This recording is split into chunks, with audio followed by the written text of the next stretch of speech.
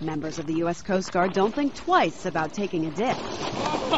They're out here training twice a week, and on this bone-chilling day, they invite me to tag along.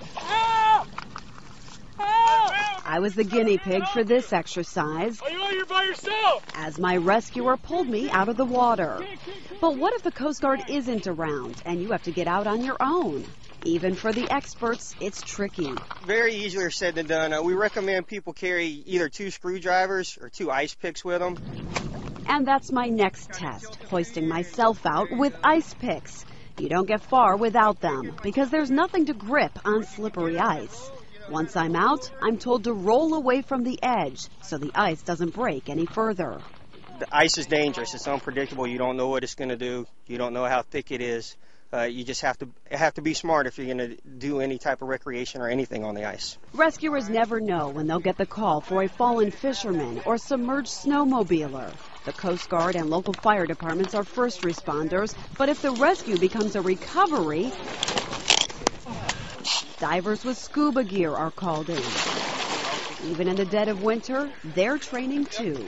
So far, we have not had a call for anyone through the ice this year. On a day like today with the wind chill below 0, you would last only a matter of minutes if you were in this water unprotected. That's why rescuers wear suits like these, which can keep them in the water for over an hour. Well, we try to get all the training we can get so it isn't as dangerous. Hypothermia is a serious concern. So is communication. Underwater video shows how poor the visibility can be. These divers have radios inside their equipment so they can talk to each other. They're also attached to a safety line on the surface. One of the biggest things is you always want to stay tethered, just because of the fact if you would come loose, it's very difficult to see the hole from underwater. Getting back to that hole cut through the ice can be a challenge. But believe it or not, despite the danger, some folks do this for fun. We like diving so much that we want to do it all the time. And we can't always get away on a nice warm vacation to someplace where the water is not frozen.